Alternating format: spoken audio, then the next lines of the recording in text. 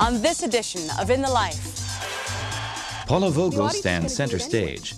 The Reverend Irene Monroe speaks out. And Miami says yes to Project Yes. Plus, 30 years ago, Judy Garland's life ended, and the Stonewall riots began. A report on the Judy connection. All this and more on In the Life, America's lesbian and gay cultural news magazine.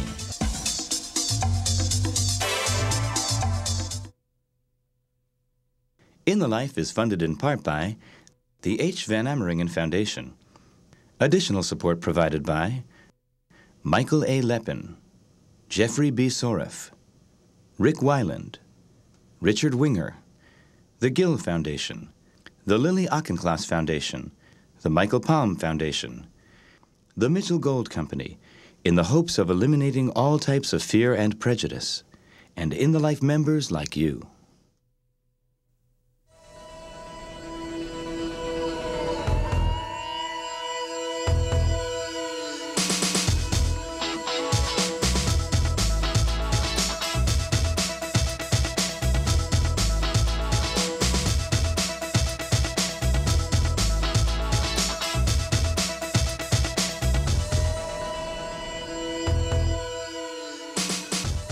Welcome to In the Life and our Gay Pride episode. Hi, I'm Catherine Linton.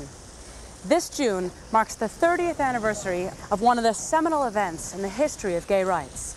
On June 27, 1969, patrons fought back against police when they raided the Stonewall Inn, a popular gay bar in New York's Greenwich Village. Now, that confrontation, known as the Stonewall Rebellion, is often credited with sparking the worldwide gay rights movement that we have today. In the Life commemorates Stonewall 30 by exploring one of the legends from that extraordinary night and by unveiling some never-before-seen footage from a past Stonewall celebration. In addition, you'll meet two lesbians who are making their mark in the fight for gay rights, one in the theater and one in theology. But first, if Stonewall fueled a movement, then what on earth fueled Stonewall? The bar had been raided numerous times before by police. So what made that summer 1969 night any different? Well, that same day, family, friends, and fans had mourned at the funeral of Judy Garland, the singer who had taken on mythic proportions for the gay community. So, did the death of this American icon help give rise to the gay and lesbian movement? Jonathan Capehart reports on the music of Judy Garland, her connection to Stonewall, and her enduring influence on gay and lesbian entertainers today. There's a smile on my face for the whole human race. Why, it's almost like being in love. All of you. Judy Garland was the most important person to gay men in 1969. It's either an enormous coincidence that Stonewall happened on the day of her funeral, or there's a link. And from the way that I feel. I was at the riots. Judy had a part of it. She was in our minds, she was in our hearts, she was in our souls. I would swear I was falling. What a voice, what an instrument. She was like a raw nerve. She gave you the whole cake. Almost like being in love, almost. She was everybody's legend, but she was my mom. This can't be love. In Me and My Shadows, Lorna Luft writes a personal memoir about growing up as the daughter of one of this century's greatest entertainers, Judy Garland. And it was here, at the Stonewall Inn, where some believe Garland's legacy became forever linked with the Stonewall Rebellion.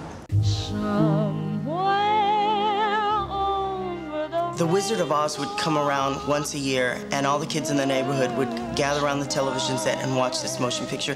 And I think that was the first time that I fell in love with Judy Garland. 2 generations, almost now, coming up in the world, only know her as Dorothy.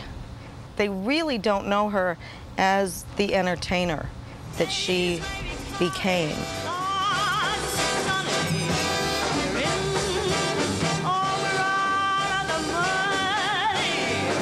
I think it's a real important part of our history to make sure that people know what she did for popular American music.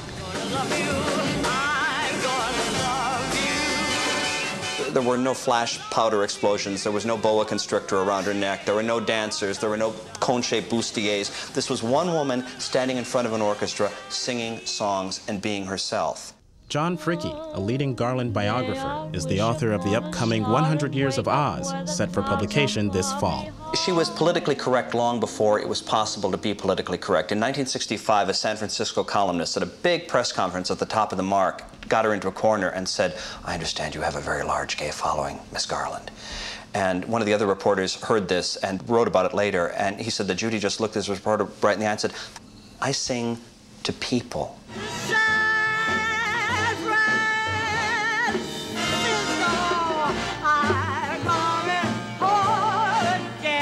She did know that she had a big gay following, and she liked that. I don't really buy into all of the usual stereotypes that, oh, gay men love her because they identify with suffering. And if anything, I think gay men identify with her strength. San Francisco, here,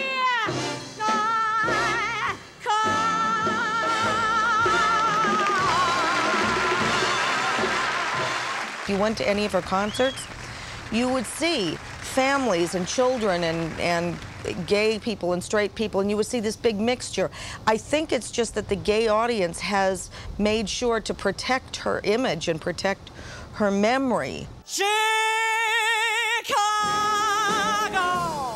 Chicago, free and easy town, brassy, breezy town, Chicago.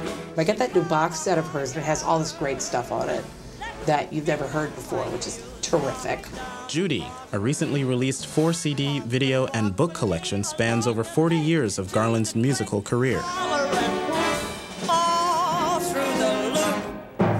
Judy includes rare audio and video highlights from the short-lived CBS TV series, The Judy Garland Show. What we wanted to do was an overview of her entire career. So we started when she was, I think, 5, and we ended a few months before her death. Judy Garland, episode 25, air, take 1. The road gets rougher, it's lonelier and tougher. The TV series is an extraordinary body of work because it's the only major body of work we have of Judy Garland being Judy Garland, not playing a role.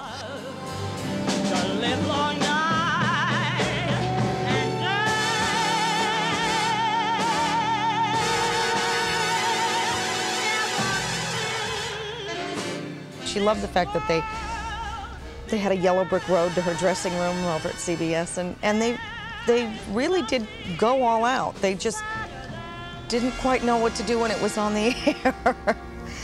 Of one man, woman, looking for the man that goes. I watched it when I was a kid. Fought with family because Bonanza was on at the same time. They wanted to watch Bonanza. I wanted to watch Judy Garland. The man that goes.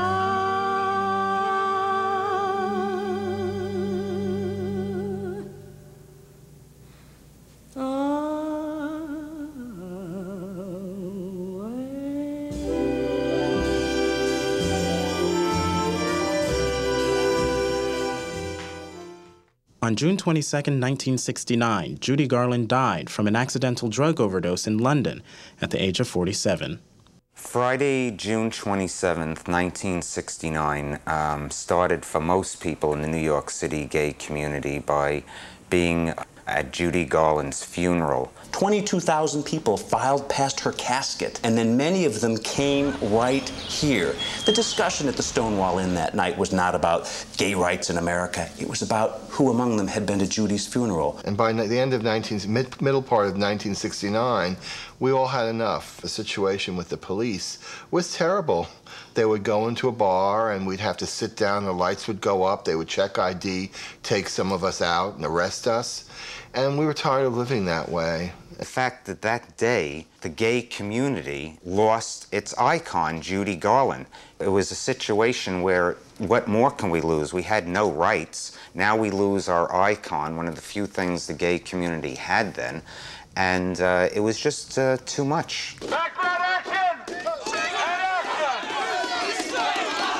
There was such a feeling in the crowd of anger towards the police. It was at that moment I knew something bad was going to happen, and indeed, that's when it began. But one interesting thing which intrigued me is people were chanting Judy's name. They were saying, St. Judy, St. Judy, St. Judy, pray for us. If Judy Garland's funeral was not that day, the Stonewall Rebellion would not have happened that night. No doubt it would have happened sooner or later, but let's face it, it didn't happen in 200 years. I don't mean at the Stonewall Club, but gay people never revolted prior to that. Why that night? The connection was Judy Garland. There's no question about it.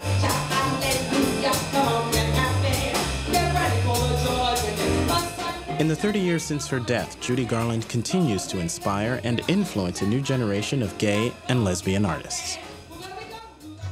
The character of Lypsinka is sort of meant to be every diva, and you might see a gesture that Judy would have done, and what I call Judy hand jive, because she had a very idiosyncratic and individual way of moving her arms and her hands. Half of my audience, I'm surprised, I get the kids from the East Village, you know, with the different color hair, and they can relate to her because she's not dated. And because of her brutal honesty, it transcends time. Mr. Jimmy James, recreating live, Miss Judy Garland. Forget your troubles, come on, get happy. The cool thing about Judy is that I can, like, just suddenly break into little Judy and just become that personality and that spark that she had. Listen, I'm gonna meet some friends in a few minutes out front. We're gonna get something to eat, and then we're gonna go to a piano bar. To this day, Garland's grip on the gay community is so strong that when one gay man meets another, the code is... Listen, you'll fit right in. They're all friends of Dorothy. You know, friends of Dorothy, Judy, Wizard of Oz. To me, I think she's one of the true great performers that have ever been around. There are a couple people that have had that sort of impact on my career. What, as a performer, I get that from her. Come on, get happy, chase your cares away. Shout hallelujah, come on, get happy.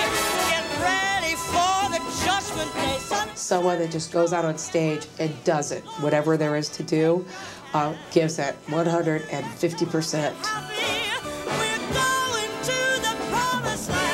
You name me somebody who does what Judy Garland does. I can't. That's why she's a legend. That's why she'll be a legend forever. On the other side, forget your troubles, come on, get happy. You better chase all your cares away. Shout hallelujah, come on. I don't know why my mom had such a huge gay following. I'm pleased that she did. They have kept her memory alive. For the judgment day.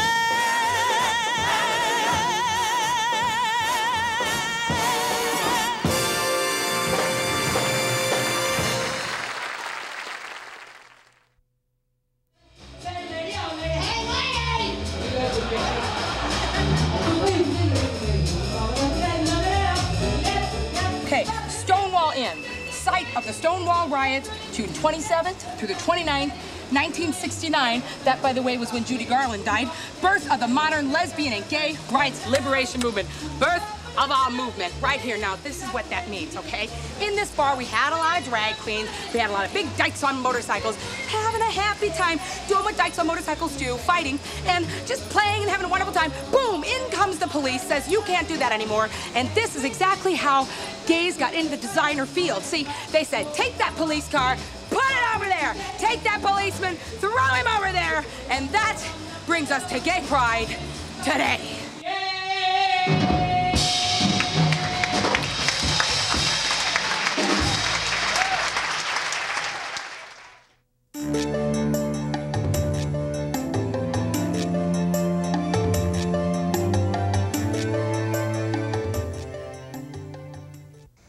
an older generation of gay men and lesbians, the music of Judy Garland provided comfort, refuge, and strength. In our next segment, we turn our attention to the younger generation and an organization in Miami that's working to combat a staggering suicide and dropout rate among gay, lesbian, and bisexual teens. An organization whose motto might as well be, just say yes. My name is Martha Fugate, and I'm the director of Project Yes. I was in college before I discovered that I had this strange habit of falling in love with women and not men. I was a homosexual. I wasn't a lesbian because there were no lesbians in North Carolina, where I was from. Like many others, I looked it up in the dictionary and found out I had a mental disease. One of the misconceptions is that it's easier for kids now. And I thought that myself when I started Project Yes, but what I found out is it's really much tougher for kids because they're not coming out when they're 21 or 22 or independent. They're coming out when they're 13 and 14 and 15.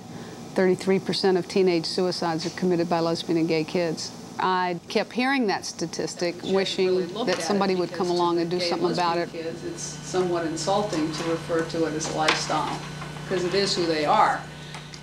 We really looked at the 4 areas of a child's life: school, religion, family, and peers.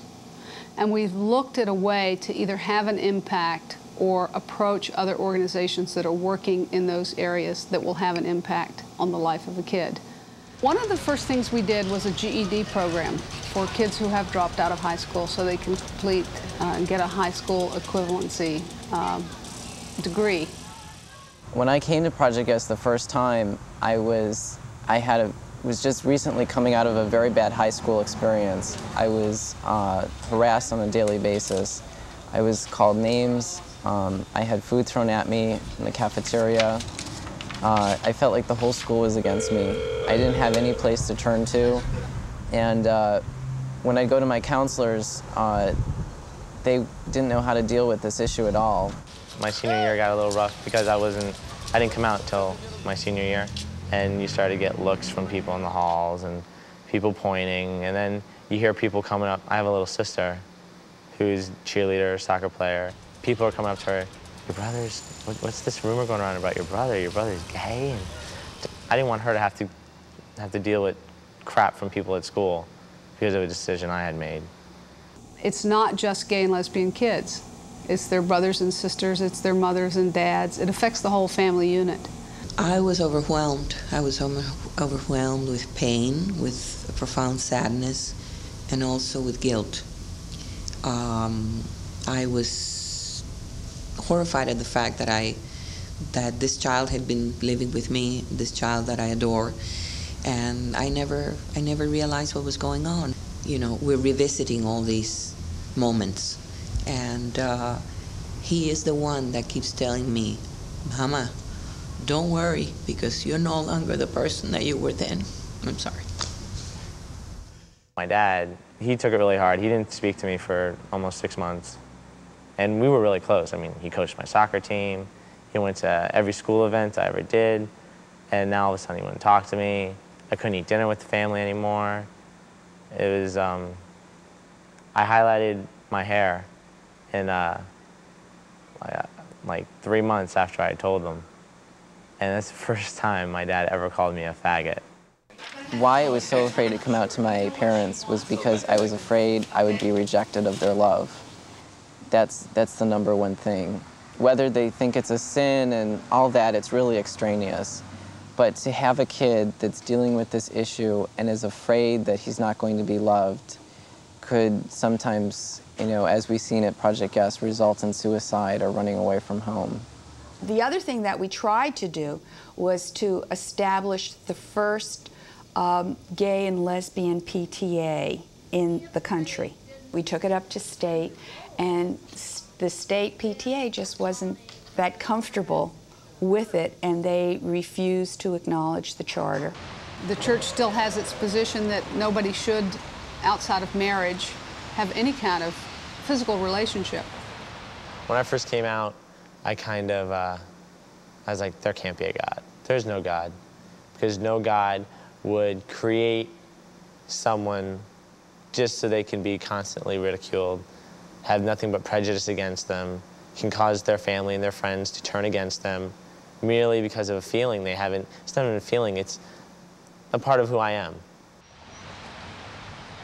I really didn't get involved with Project Yes until I learned that they were really having some difficulties addressing issues of spirituality with their youth that they were coming in contact with. So I participated in the training, communications training that Project Yes gives. It entails being able to deliver the message, a positive message, to the people that we speak to without getting bent out of shape when people don't agree. I went to that communications course, and that was the beginning of my speaking, and I haven't shut up since then.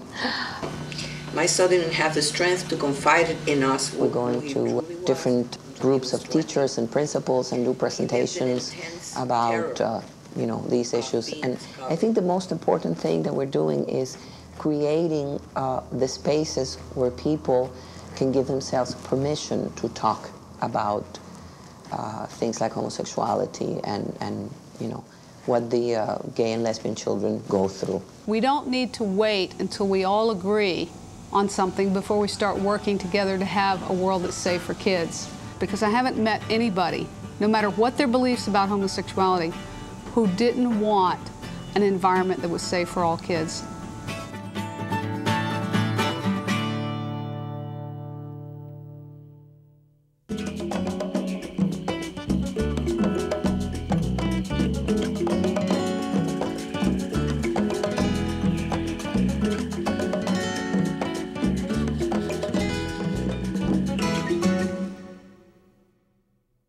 Next, you'll meet a woman who is a role model to any gay teenager and who represents one of the more striking personal examples of what 30 years of a modern gay rights movement has meant. Irene Monroe has faced and overcome obstacles all of her life. As a baby, she was found abandoned in a trash can in Brooklyn, New York. Today, the Reverend Irene Monroe is one of the most outspoken and accomplished African-American theologians.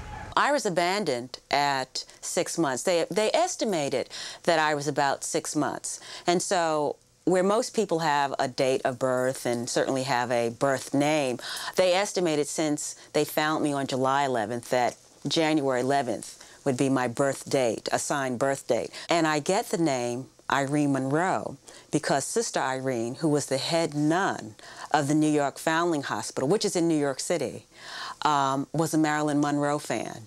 And so she named me Irene Monroe. Just looking at my life, I grew up in a economically distressed enclave of Brooklyn, New York, with foster parents who unfortunately were functionally illiterate. And they also, as example, showed me the difficulty of not having an education. So education was absolutely essential. Irene and her new family partner Dr. Thea James, an emergency room physician, and their dog and cat live in Cambridge. Irene and Thea have been together for 5 years. Thea is my best friend. My, as they say, my bestest of friends. She's really my best friend. She runs this race with me. She would say she's more disciplined. She is. I'm a little scattered. She wakes up in a good mood every morning. She's always smiling. As a matter of fact, when I first met her, I thought it was a little weird that she'd wake up in the morning and she'd sing to the animals. You know, she'd sing to the dog, she'd sing to the cat. I thought it was a little strange. But now, you know, I'm used to it and I appreciate it. And it's a wonderful thing, you know, to wake up to someone like that every day. She's really learned what it can be like to have your partner as your best friend, and how wonderful it can be and how it can go on and it can last forever. And I probably in turn have learned that from her. Having graduated from Wellesley College and Union Seminary, Irene is now a doctoral student at Harvard Divinity School, where she is the head teaching fellow for Reverend Peter Gomes. Peter Gomes has been a mentor I have to say, in my life here at Harvard. It's been quite difficult being an African-American lesbian doctoral student, and particularly at the Divinity School. So I haven't had very much mentoring, and being his head teaching fellow has been a wonderful gift. Irene has standards. Very high standards. She takes no nonsense. She's been there, done that. And she's also a first-class academician. So she knows all of the academic games. So she's perfect in a place full of hustlers and poseurs, such as Harvard College. You can't get away with anything with Irene. And I'm glad she's working for me and not against me. In his 1997 national bestseller, The Good Book, Peter Gomes wrote that the Bible was being misinterpreted by the religious right in order to exclude gay and lesbian people from the kingdom of God. Well, I say that there's a tremendous burden of moral responsibility and guilt on anybody who would presume to exclude gays and lesbians and sexual minorities from the kingdom of heaven. And any Christian who presumes to speak that invites divine wrath and retribution. That is the most arrogant and wicked assumption on the part of fallible human beings of divine power.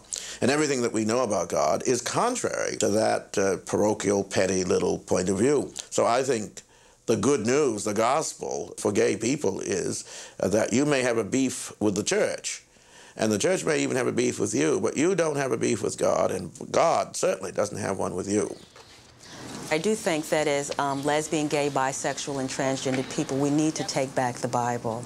The very tool that's used as a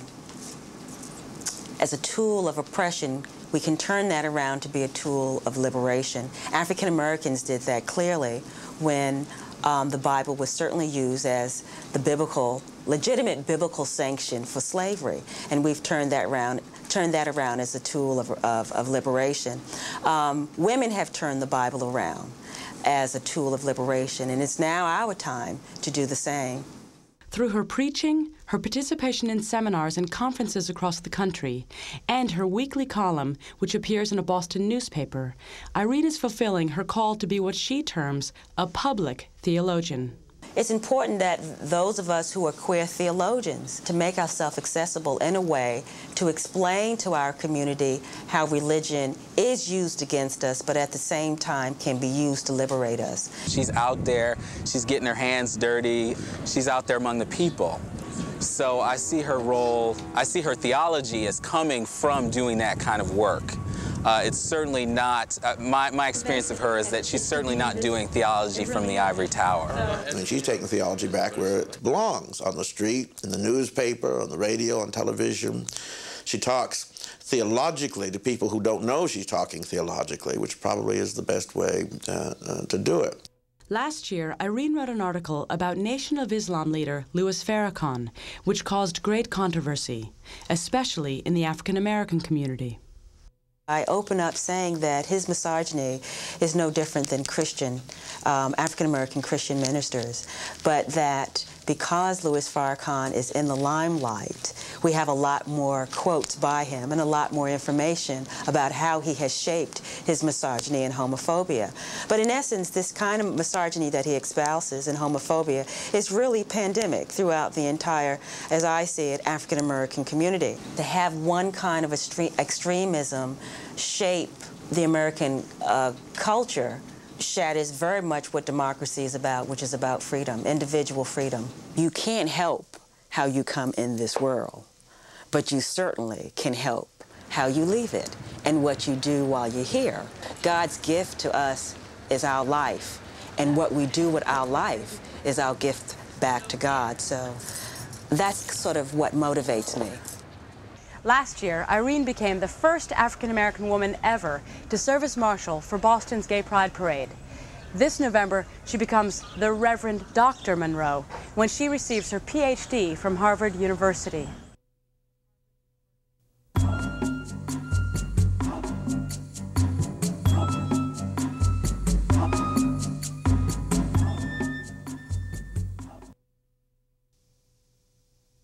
Well, I wrote the most fabulous story ever told for one reason only, to get on in the life. No, this play was inspired by that Christian fundamentalist remark that God made Adam and Eve, not Adam and Steve. And I thought, well, what if God did? I have enslaved hundreds of thousands of homosexuals to build my pyramid. Oh, look at them all, just sitting there, criticizing.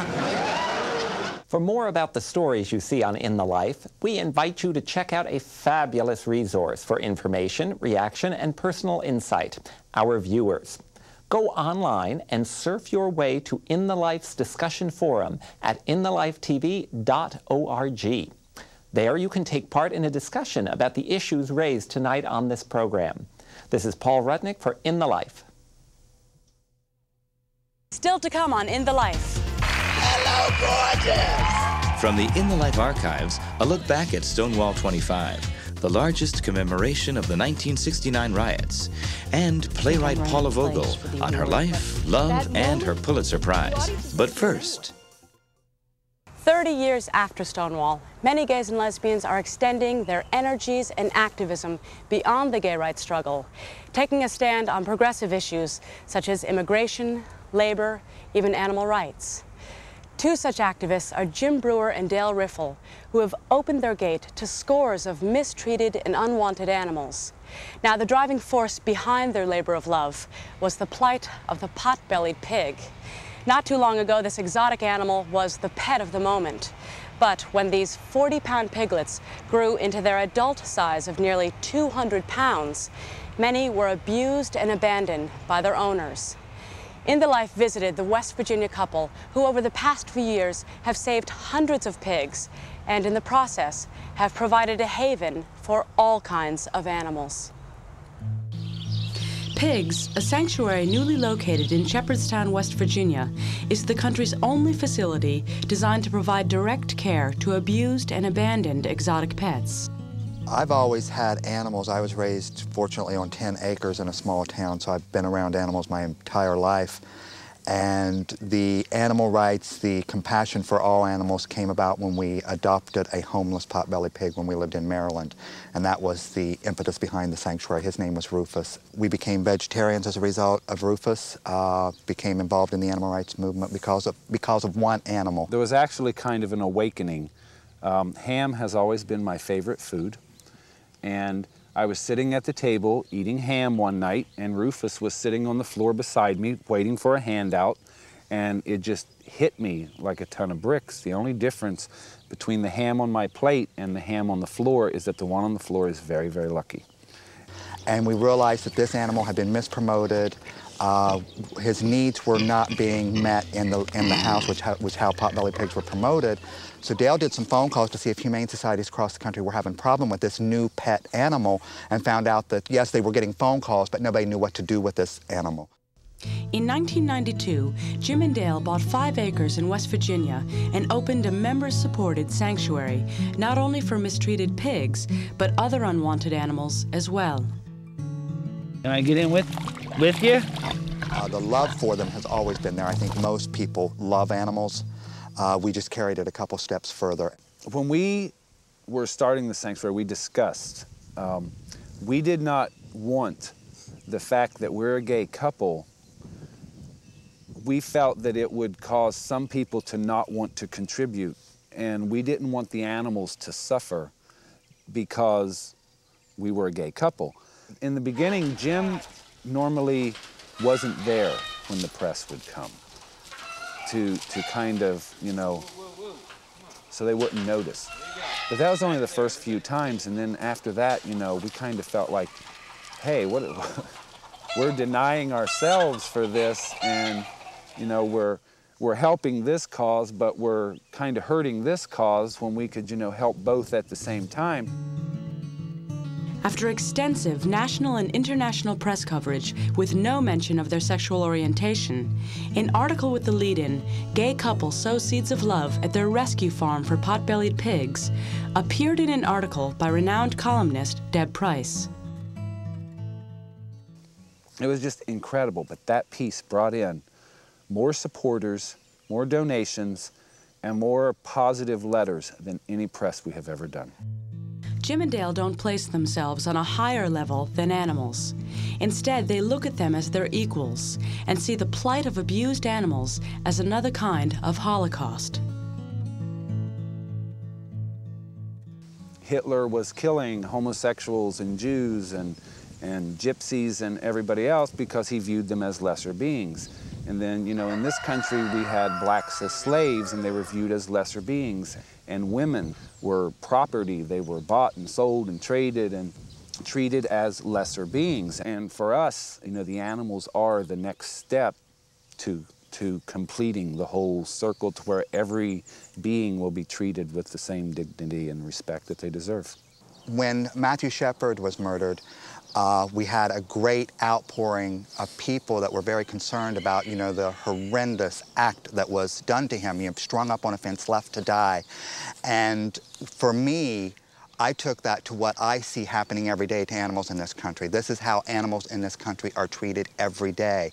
Pork Chop came from here in West Virginia, and the people who had him hit him across the back with a 2x4, and they broke his back, so he's paraplegic. Until about 2 years ago, on one morning, we walked out on the front porch and looked out, and here comes Pork Chop across the yard walking. So he doesn't walk like a normal pig, but he's not dragging his butt anymore. Bringing an injured animal in here, treating him or her, turning that animal into an environment where we know they're going to thrive, that has got to be, you know, the touchstone of the sanctuary's work. We would like to use the sanctuary, especially being so close to Washington, D.C., for the gay community. Come out here, see what's going on, meet Dale and I, and learn. It's a learning process. They've ever seen. You give me a kiss? That's a good kiss. If we as a gay community can embrace animals, if we can embrace each other, we can make so much more progress as a movement, and it's going to be such a more compassionate movement. If an animal comes in here and lives 1 hour and then dies, we know they had 1 hour of sanctuary. They were out of an abusive situation. What has been the most satisfying in all of this, I get to spend my days in the country with somebody that I love very much, surrounded by animals that I know we have been able to save their life. We've been able to give them their life. And I spend my days just giving them what they need.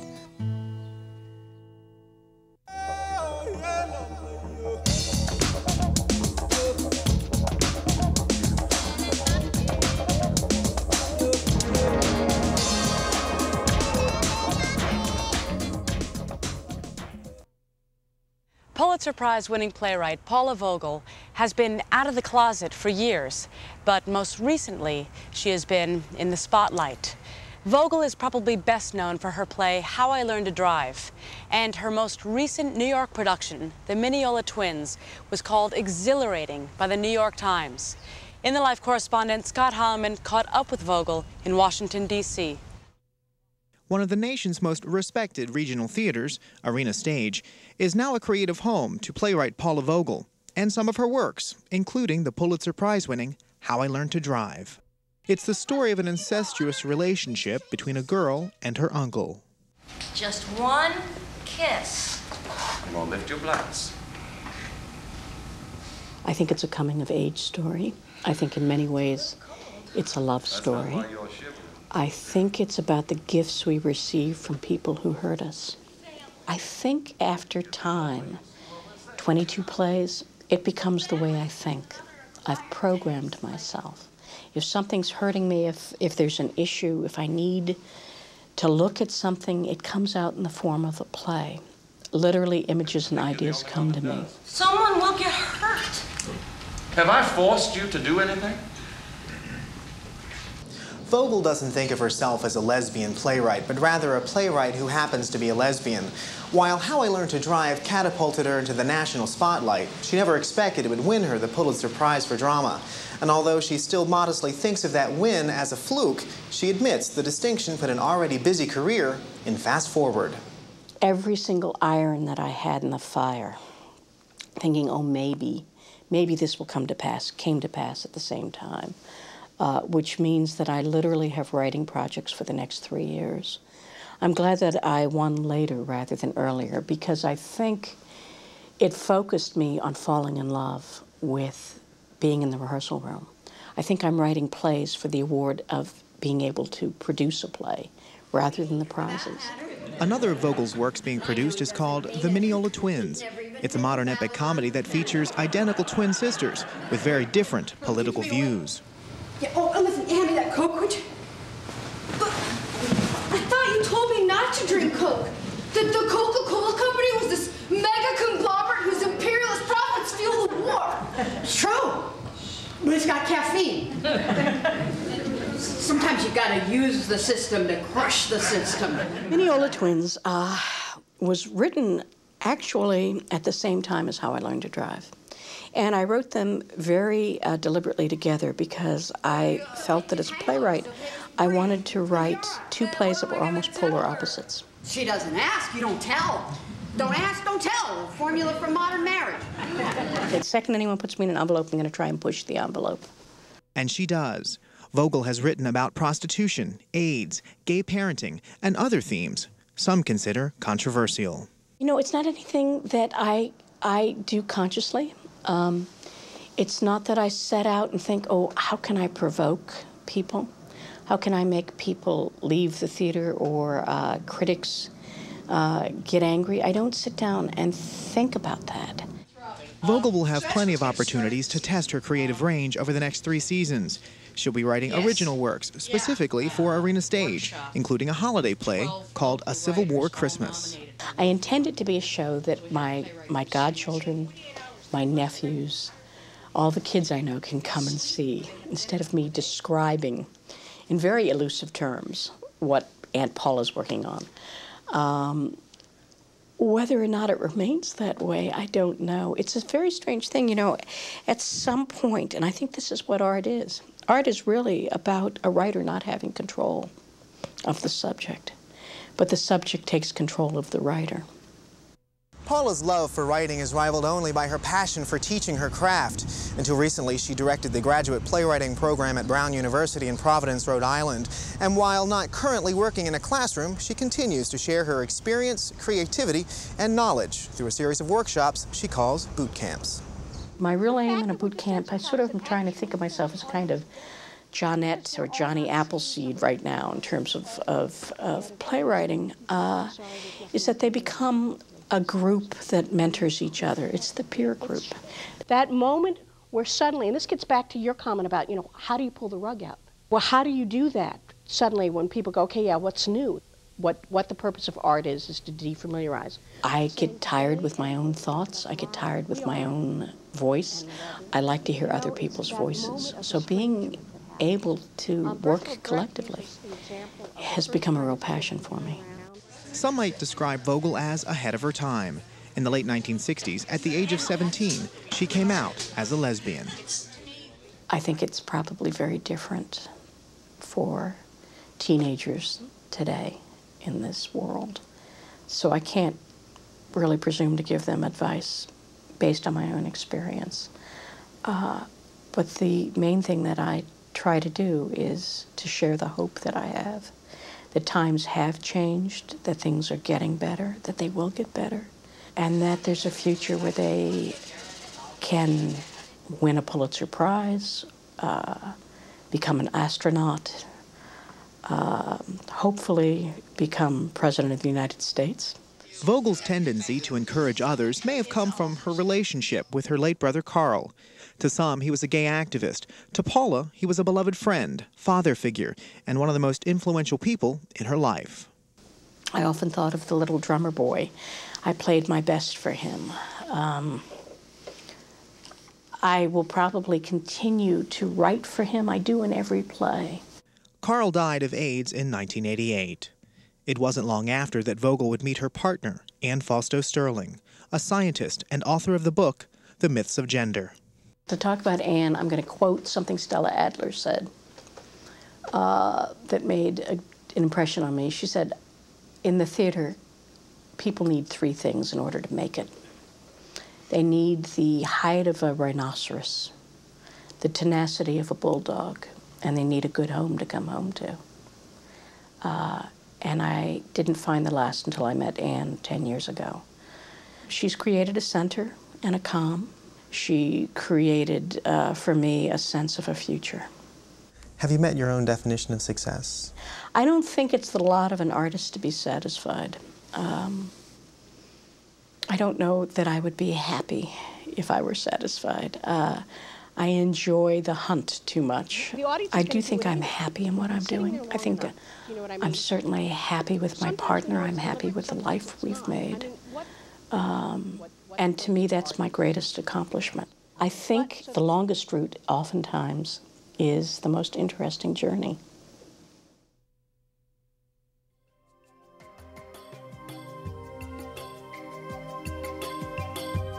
In May of 1978, San Francisco designer and activist Gilbert Baker was asked to create an exciting new symbol of the lesbian and gay movement for the city's upcoming Freedom Day parade.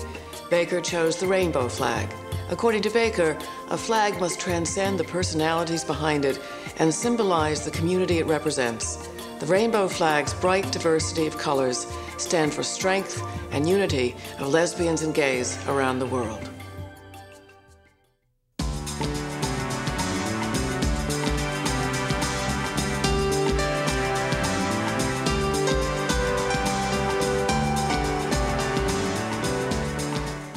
This 25-year commemoration of Stonewall is a time to look back and to remember and to live and to act. This commemoration also marks a significant year for me. It's 25 years exactly since my mama died. We love you! She'd be so happy.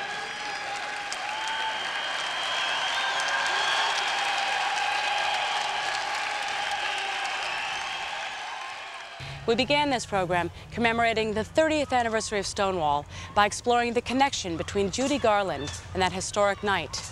We'd like to end this program by remembering Stonewall's 25th anniversary. In 1994, hundreds and thousands of people came to New York City for one of the largest gay and lesbian events in history. Liza Minnelli's presence on the Stonewall 25 rally stage brought her mother's legacy full circle. We asked actor and comedian Margo Gomez to go into the In the Life archives and bring you some memorable moments never before seen on television until now. I played in Utah this year, Salt Lake City, Utah.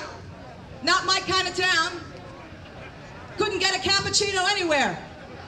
No, we don't serve Mexican food here.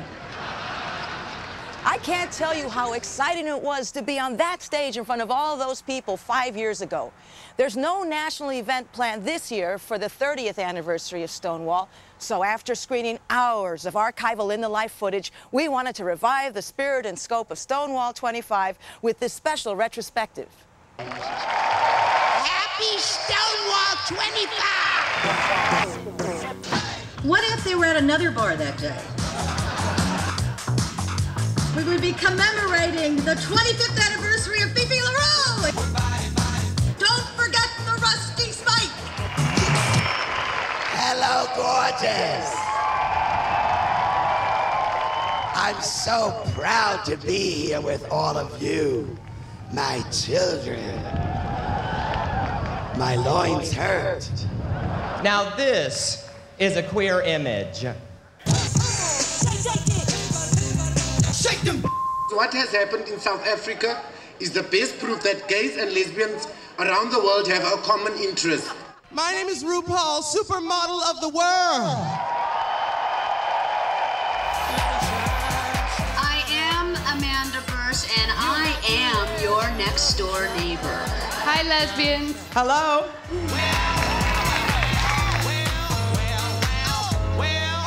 The lesbian chic and the March on Washington, and Elton John came out, and Amanda Burse came out, and Martina and Melissa and Katie, and what is going? It's amazing. Come out and make today last for the rest of your life. But I think the healthiest thing that we can all do is come out! No one's rights are safe until everyone has equal rights. For instance, My lover and I, we want the right to have a legal wedding. Okay, but we don't want to get married. No. No, we're queer. We're not crazy. That medal on my neck was for trying to pick up the women's swim team at the 4th Gay Games held the same week as Stonewall 25.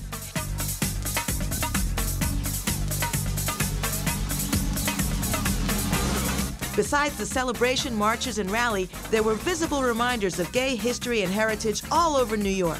The largest of these, in fact, the biggest display of lesbian and gay history ever, was the Becoming Visible exhibit at the New York Public Library.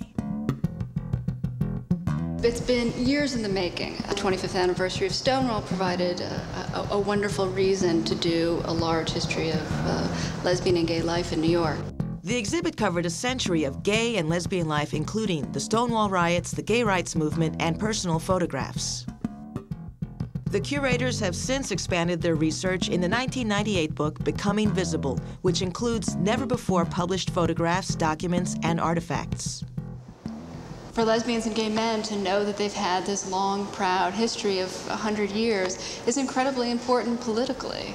We wanted to start with Stonewall, look at it as this incredible turning point, but also say it didn't begin here at all. It's part of a much longer historical process. This is it. This is what we've been waiting for. That process is also chronicled for television in the Emmy Award-winning documentary Before Stonewall, and is now continued in its sequel, After Stonewall, airing this summer on PBS. When Stonewall happened, I was in New Jersey. No, I was the only lesbian in New York who was not involved in the Stonewall riots. I think with before and after Stonewall, we now cover the whole century. And with after Stonewall, there was a major change that took place in 1969 for those 30 years. Immense changes have taken place. In looking for the archival, one of the most exciting things, but also one of the most difficult things, was getting the moment. You had to get the exact moment of whatever you were talking about. You know, to be able to deal with 30 years of archival footage of the gay and lesbian movement was a really amazing experience. This developing national presence was very much on display at the first march in the nation's capital in October of 1979. There was nothing like the 1979 march. They say you always remember your first. I remember standing on the sidelines and I just started crying because it was New York, and then it was Nevada, and then it was what comes after N, you know. I mean, it just went on, Omaha. I mean, you know, it was just like, and it didn't end.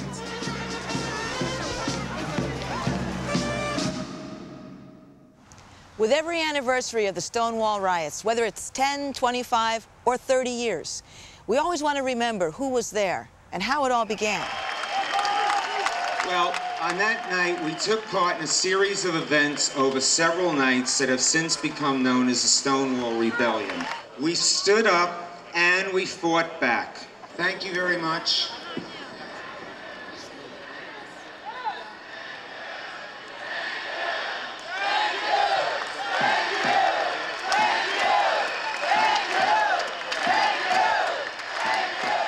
This is what the Stonewall brought, this beautiful get-together after 25 years. Happy birthday, dear Stonewall. Happy birthday to you. Today, the global gay lesbian community has come home to New York, has come home to Stonewall, because, like Judy Garland said, there's no place like home. Someday we'll be free. I promise you we'll be free. If not tomorrow, then the day after that. And so we are a people. Our work's not over. We're far from free, but we're getting there. If not tomorrow, then the day after that.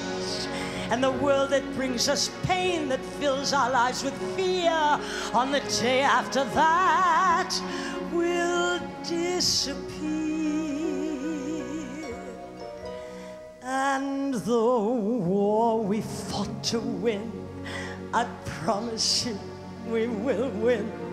If not tomorrow, then the day after that, or the day after that.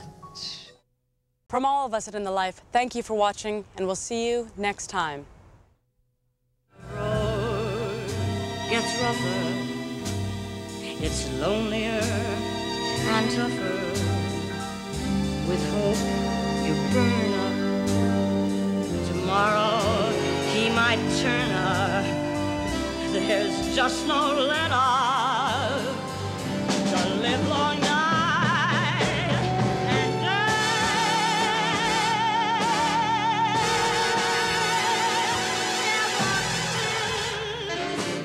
This world began. There is nothing sadder than a one-man woman looking for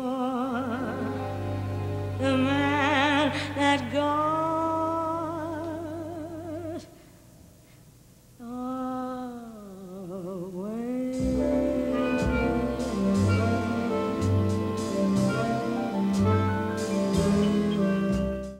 In the Life is funded in part by the H. Van Ameringen Foundation.